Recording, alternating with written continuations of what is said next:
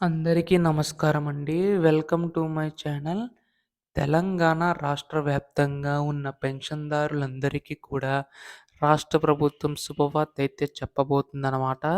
ఈ యొక్క ఆసరా చేయూత పెన్షన్ సంబంధించి గాను నిధులనేవైతే పెంచి విడుదల చేసేందుకైతే సిద్ధమవుతుందండి.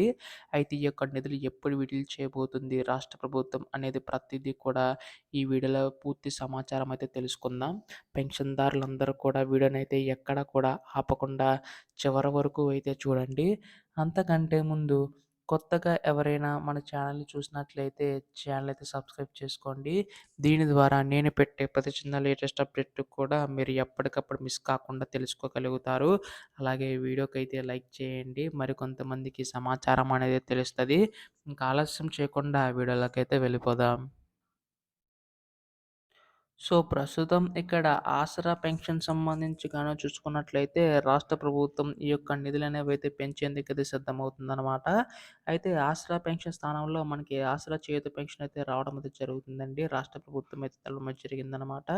అయితే ఈ యొక్క పెన్షన్ సంబంధించి కూడా మనకి ప్రతి ఒక్కరికి ఉపయోగపడాలని చెప్పి రాష్ట్ర ప్రభుత్వం సాయం అందించాలని చెప్పి ఈ యొక్క పెన్షన్ పెంచి విడుదల చేసేందుకైతే సిద్ధమవుతుందనమాట రాష్ట్ర ప్రభుత్వం.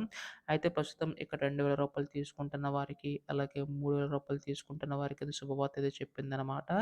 వృద్ధులు, వితంతులు, ఒంటరి మహిళలకైతే రూ. 4000 వరకు పెంచడం అనేది, అలాగే రూ. 3000 దివ్యాంగుల పెన్షన్ రూ. 6000 వరకు ఇచ్చే అవకాశం ఉందని చెప్పి రాష్ట్ర ప్రభుత్వం ఎన్నికల టైంలో హామీ అయితే ఇవ్వడం అయితే జరిగింది కదా!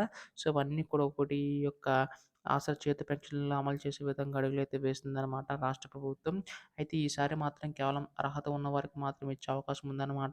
దివ్యాంగుల పెన్షన్ 5,00,000 మంది అయితే ఉన్నారో వారికి ముందుగా ఇచ్చే అవకాశం ఉందండి. దీనికి సంబంధించి కూడా త్వరలో నిధులనేవైతే కేటాయించబోతుందన్నమాట రాష్ట్ర ప్రభుత్వం. నిధులు కేటాయించిన తర్వాత అయితే మనకైతే విడుదల చేయబోతుందండి. దీనికి సంబంధించి మనకి రేపు ఎల్లుండిలోగా అప్డేట్ వచ్చే అవకాశం ఉందన్నమాట. ఇప్పుడు దీనిపై ఏ చిన్న లేటెస్ట్ అప్డేట్ వచ్చినా మీరు ముందుగా తెలుసుకోవాలనుకుంటే ఛానల్ అయితే సబ్స్క్రైబ్ చేసుకోండి. ధన్యవాదములు.